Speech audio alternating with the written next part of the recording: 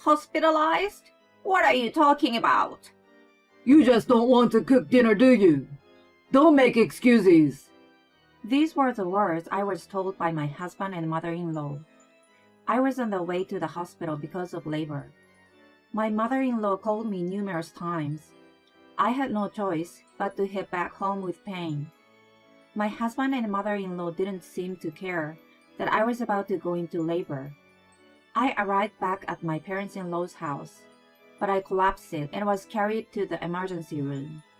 Even though both my husband and mother-in-law did not seem concerned about me, I had been patient so far. However, I decided to make a move, thinking that I could no longer be a family member with these people. I am Kate, 33 years old. I work in an office and I'm currently on maternity leave. My husband David and I got married 2 years ago. He is the same age as me and we met at a speed dating party. When I saw him for the first time, he was not my type, but he was very easy to talk to. I was extremely shy. I have been to so many speed dating parties, but I was so nervous that I could not open up in a short time. But I was able to enjoy talking with my husband from the very beginning. I exchanged contact information for the first time that day. We went out for dinner several times after that, and the conversation was as lively as when we first met. The time passed quickly each time. We seemed to share the same taste in food, and we were able to go to the restaurant together, which would have been difficult for me to do it by myself. I couldn't wait for the weekends when I could see my husband. We decided to become a couple after a few times of our meetups. After a year of dating, we decided to get married. In the early days of our marriage, I enjoyed talking to my husband as much as I did when we were dating. I would hurry to finish work and go straight home because I wanted to talk to my husband as soon as possible.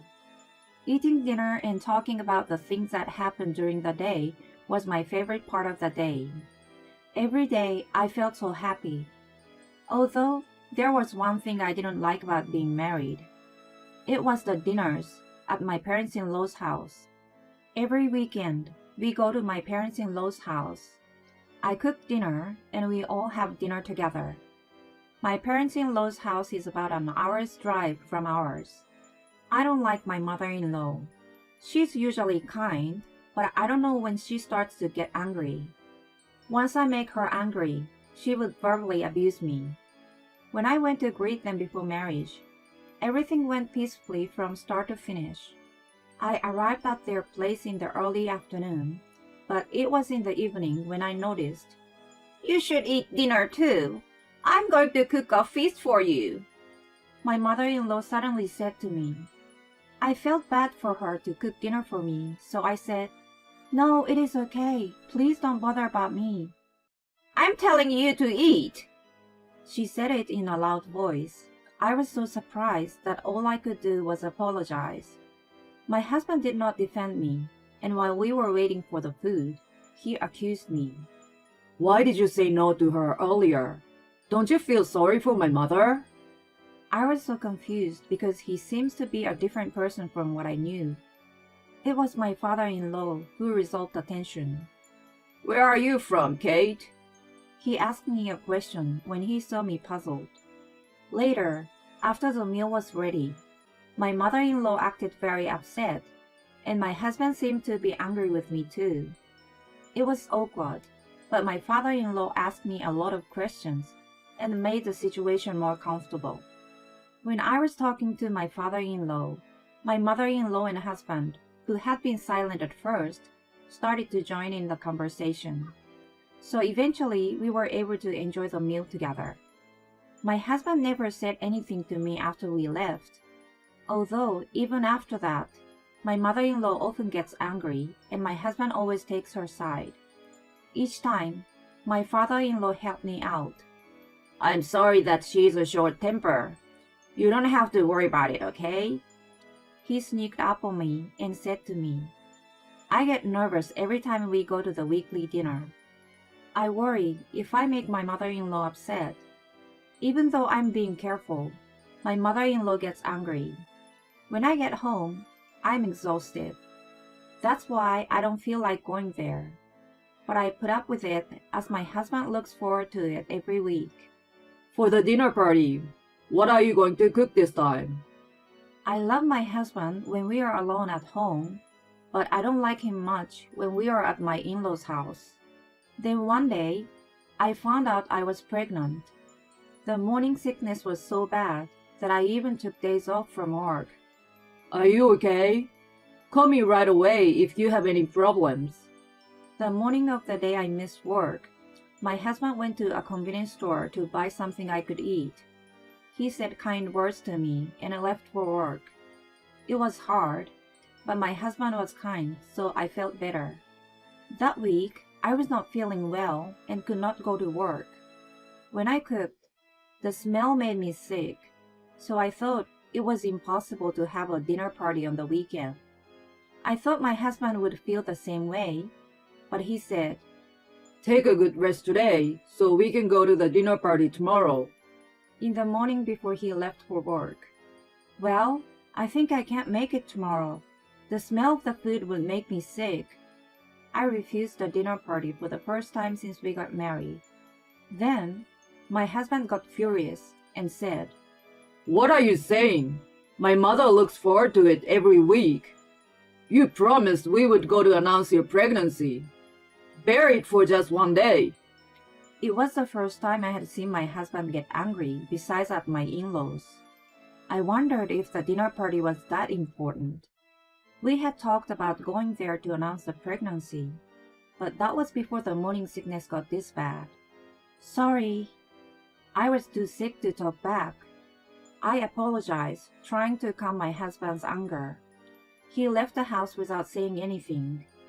I was a little emotionally unstable, so I couldn't stop crying in bed after that. That night, he came home from work, and he was the same kind of husband he always was. The next day, we went to my parents-in-law's house. On the hour-long drive, I felt sick many times and had to take breaks. My husband was worried about me, but he never suggested to turn back home. We bought some food and arrived at my in-laws. Welcome! My mother-in-law happily came to greet us at the door. Before cooking dinner, we told them about the pregnancy. Oh my gosh! Congratulations! I want a boy! My mother-in-law was very happy. Take care of yourself and have a healthy baby. My father-in-law also said that. My husband was happy to see his parents pleased. I was happy that they were happy too, but I was sick. I could barely make a fake smile. After that, I felt sick so many times while cooking. I sat down to take a break and cook, wearing a mask to avoid smelling the food. I heard my husband and mother-in-law talking happily, even without looking at me.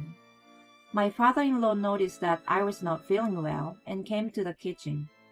Morning sickness? You are here to report your pregnancy? I'm sorry to make you cook when you're not feeling well. You don't have to do it next week. Does this supposed to go on this plate? He said and helped me with the dishes. I was so happy that I almost cried. I wished my husband had said the same words to me. My mother-in-law didn't seem to care at all when my father-in-law helped me. When the meal started, I was too sick that I couldn't eat. Kate, why don't you eat? My mother-in-law asked me. I could only answer, I'm sorry, my morning sickness is so bad. And then, if you don't eat, your baby won't get any nutrients. Eat even if you don't want to. She said with a very scary face. My husband also said, That's right. Stop making excuses and eat. I tried to force myself to eat, but after taking a bite, I ran to the bathroom. We are eating! That is gross! I heard my mother-in-law's angry voice outside. I couldn't stop crying. I don't know how long I was in the bathroom. When I finally felt better and came out, my mother-in-law calmed down. My father-in-law must have said something to her. I was grateful to my father-in-law, but disappointed that my husband did not show single concern. After that, no matter how bad my morning sickness was, dinner parties were held every week. I wanted to refuse many times, but I knew my husband would be furious, so I couldn't say anything. One day at one of the dinner parties, we reported that we were having a girl. My mother-in-law said, "Oh, I wanted a boy." She was not angry though. I know, I'm sorry. For some reason, my husband apologized to her. I did not understand why he was apologizing. My dissatisfaction with my husband continued to grow. Although he is kind at home, everything started to seem like a lie. However, I had no choice but to put up with it when I thought about the baby I was carrying. Every day, I wished only that this child would be born safely. The baby was growing steadily, and I entered the last months of pregnancy. The baby could be born any time now.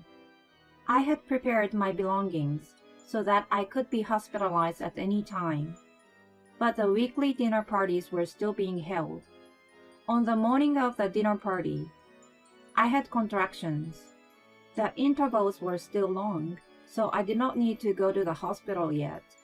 But I wasn't sure when I had to. "I had contractions. I won't go no matter what you say today," I told my husband in a strong tone. I thought it was more important to have the baby safely than not to make him angry. Screw you! You're looking fine. I will take you with me even if I have to pull you. My husband got very angry, as I expected. "I won't go no matter what you say today. What if something happened to the baby?" For the first time in my marriage, I talked back to my husband. While I was talking back, a contraction came and I crouched down. Enough! I will go by myself. My husband said and left. He didn't seem to care about me crouching, but I thought it was better than being forced to go with him. About an hour after he left, I decided to take a cab to the hospital as contraction got frequent. When I just got into the cab, I noticed that my mother-in-law had called me. I looked at my phone and saw dozens of incoming calls. "Hello?" I gathered all my strength and answered the phone. "Come home quickly and cook dinner now!" She yelled at me as soon as I picked up the phone. "I'm on my way home to the hospital for labor pains," I told her. But there was no way she could understand. "Hospital? What are you talking about?" From the other end of the phone. It's just a stomachache. You just don't want to make dinner, do you? Don't make excuses. I heard my husband's voice. "Come straight home now." The mother-in-law did not stop. "Okay, I understand." I had no choice but to obey. I was so ashamed of myself. I couldn't stop crying from pain, anger, and sadness. The cab driver was puzzled when I told him to change the destination. I managed to arrive at the house and went inside, feeling dizzy. I couldn't stop sweating. As soon as I arrived, my mother-in-law and my husband started yelling at me. But I honestly don't remember what they said. I think I was dazed. I did hear my father-in-law calling for an ambulance. The next thing I knew, I was in the delivery room at the hospital. I was still in a daze because of everything that had happened. I was desperate to deliver my baby. When I heard the baby's voice, I lost all strength in my body. "It's a healthy girl." When the obstetrician told me that and I saw my daughter's face, I cried with relief. After delivering the baby, my father-in-law came into the room. He said, I'm glad she was born safely. Congratulations, you did a great job. I said. "You called an ambulance for me, didn't you? Thank you." My husband was not there. When I noticed, it was dark outside and it was midnight already. I was so tired that I fell asleep. When I woke up, my parents were there. Congratulations, Kate. I'm so relieved. You're looking great. I was going to call my parents before going on the delivery, but I did not have a chance to do it. My father-in-law contacted my parents. When I saw my parents' face, I cried and told them about my husband and my mother-in-law. Why didn't you tell me earlier? I cannot forgive them. My father was angry, and my mother hugged me as she cried. It must have been hard. You endured a lot. Then my father-in-law brought my mother-in-law and my husband. When my father saw my husband's face, he said, What were you going to do if something happened to my daughter and granddaughter? My father yelled at him, but my husband said, No, the baby was born safely. Of course I care about my child, but I also care about my mother. I think it's Kate's fault for not saying it clearly. David is right. Family dinners are important. I also didn't know Kate was close to having a baby because she didn't say that clearly. My mother-in-law also said something equally strange. My father tried to grab my husband when he heard it, but I told them, I don't want to hear it anymore. I have to take care of my daughter from today. Please leave.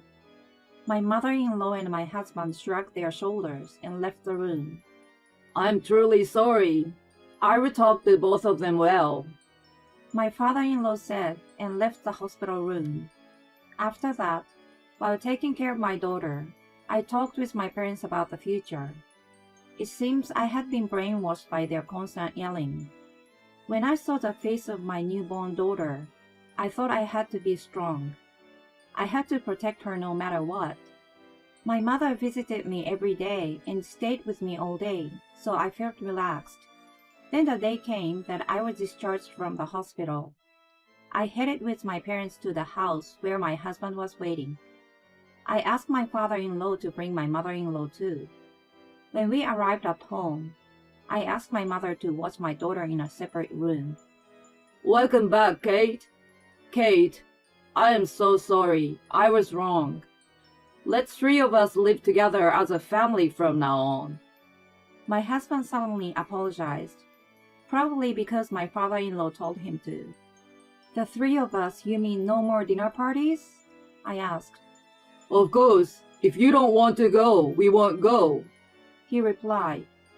I could see my mother-in-law's face turning red after hearing my husband's words. She must be angry. I could tell because I have seen her angry face so many times.